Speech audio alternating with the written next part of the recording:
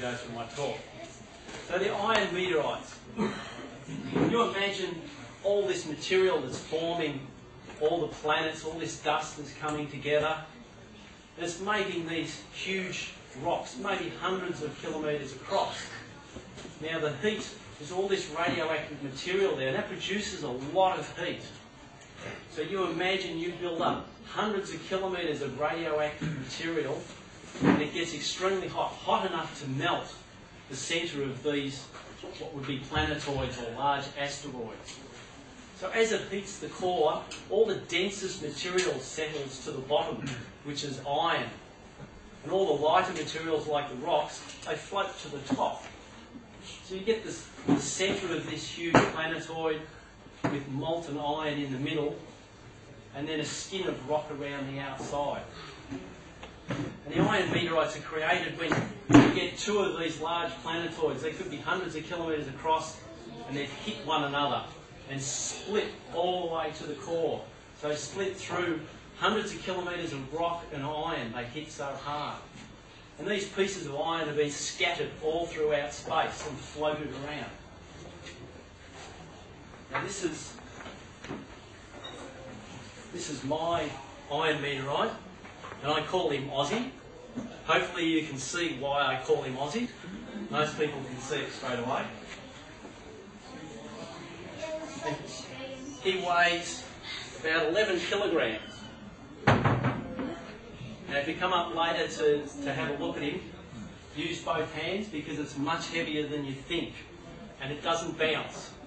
There are dints, not from this one but a smaller one, there are dints in this concrete where that one had been dropped. That one's even bigger. So if it dints concrete, it will dint feet as well. So make sure you use two hands to hold it. Now he landed in an area north of Argentina about 4,000 years ago. And the area where this meteor came in, it must have broken up because there's actually 22 craters of various sizes in this particular area. So the people, if they saw this coming in, would have seen this bright meteorite break up into pieces and see individual pieces of molten iron coming down and landing on the ground, like machine gun. They've found about 100 tonnes of this already. Yes, you've got a question? How does the iron mountain actually come as a name?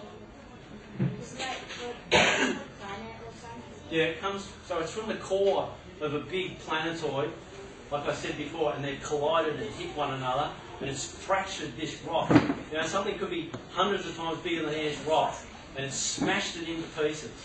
And that's where that's come from. It's come from the centre of that. I'll have to keep the questions down because we've got so many people and we started late.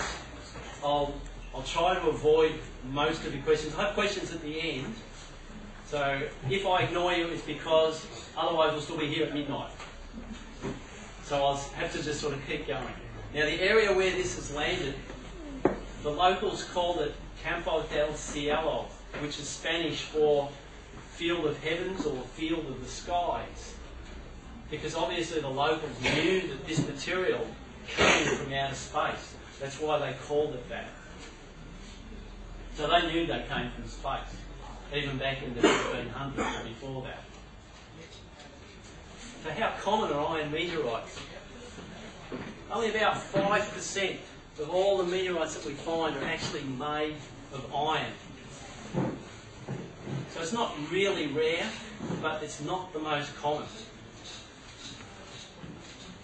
And if we were to cut that open and treat it specially to show the crystals, this one here you can see there are large crystals. You can see those easily with your naked eye.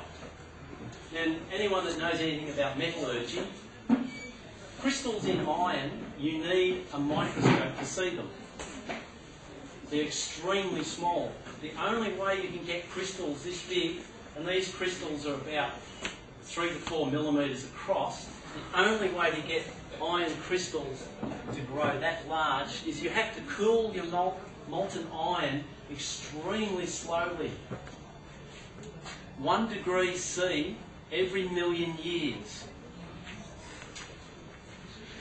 So you imagine if one of our earliest cavemen made a cup of coffee 2 or 3 million years ago, at that rate, you could still drink that cup of coffee now. It is so slow a cooling rate. 1 degree C. It would take 100 million years for boiling water to reach 0. And the name for this pattern in here, it was discovered by Mr. Widmanstätten. Hence they call it a Widmanstätten pattern. It's German. It takes a bit to practice how to say it too. Now if we go back to our big planetoid, you imagine we've got this iron core in the middle. And we've got our rocks that are all around the outside because they were lighter and the radioactive material has melted it all and all the rocks have gone to the outside. But there must be a point somewhere where you've got iron in the middle and rock on the outside. At some point there's rock and iron, or iron and rock. And that's where this next type of meteorite comes from. It comes from the part between where it's not all iron and it's not all rock yet. What they call a stony iron meteorite. And if we have something like that, the people up at the front can see. You can see like little stones in it. And it's actually embedded in iron. So that's come from that part of the planetoid where there's part stone and part iron. So little bits of stone are scattered throughout the iron. And that type of meteorite is called a palisite. It's named after Mr. Pallas that we talked about earlier. And you can imagine this tiny little region where it's neither one thing nor the other is also quite small. So only 1% of all the meteorites that we find are that type. So they're much, much rarer. Now we move on to the next type, the stony meteorites. These are the type that most people think of when you think of a meteorite. It looks like a stone, that looks like a stone. It's got some scorch marks on it, but it looks just like a stone. And if you found that sitting on the ground, that's probably what you would think it would be. But it's interesting that stone meteorites have also got a very large percentage of iron in them, which normal stones that you would find on the ground don't. This, of course, is almost all iron, so that's very magnetic. But if you were to just pick up a rock in the garden and put a magnet next to it, it'll just fall off because it doesn't have a large percentage of iron in it. Another type of stony meteorite is what they call a conglomerate. So it's just basically little stones and pebbles all just glued together with material. But again, it just looks like a pile of stone. Maybe looks like something you've sort of mixed up some stones and some cement together. But not all meteorites are created equal. Some meteorites can come from places, not just from the asteroid belt or anything like that. Anyone want to guess where some others can come from? You've been here before, so you probably already know the answer. But I'll ask you, where? Sometimes they can be in other galaxies too. Mm-hmm. Anyone want to guess? Yeah, where do you think they might come from? Yeah. Anyone? Yes? Is there? Oh, it's alright. He doesn't eat much. He just pointed out there's a bug down there. It's alright. I'll try not to get freaked out. It's an earwig. Yes? From other moons, maybe like a little bit gets chipped off. Yes, exactly. You two guys were right about planets and moons. Galaxies would probably take longer than the lifetime of the universe to get here. They could, but it's a very long way. Now, if anyone here has seen the surface of the moon, the first thing you notice is covered in craters. Right? Lots and lots of craters everywhere, like that one that I showed you earlier in Arizona. So you imagine if you've got a really big rock, hits the moon, throws the material up and it comes back and it forms that crater shape, just like we expect. But if you hit it hard enough with a big enough rock, some of those rocks can actually escape from the moon, away from the gravity of the moon. Because the Earth is relatively close, and we've got a much stronger gravitational attraction than what the moon has, some of those rocks may actually come close enough to the Earth and land here. Now you may think that that's pretty unlikely. But this little piece of stone, just there, about the size of a fingernail, less than a millimetre thick. But that little piece of stone there is actually from the moon. So that's a piece of rock that's been thrown up into space from an impact on the moon, maybe millions or billions of years ago. And that material has come in and it's landed on the Earth, and someone's found it. Now when they found meteorites like this, and they found the first ones back in the 1800s, they knew they were different. They weren't like all the other meteorites that they found. They were definitely different. But they had no idea where they came from. They speculated where they came from. They knew they didn't come from volcanoes and get blown in the wind by then. Of course, the Apollo 1969, Apollo 11, landed on the moon.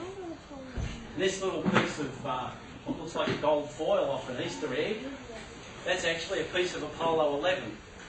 That's a piece of the, you can see the gold material around the capsule. That's a piece of that gold material. It's called Kapton. That's a little piece of the Apollo 11. And of course, Apollo 11 to 17, with the exception of 13, brought back hundreds of kilograms of rocks from the moon. So when they examined the chemistry of these rocks, they found they were the same chemistry as these meteorites they found from the moon. Now, you keep your arm up for a long time, you're stretching, or you want to ask a question? Yeah?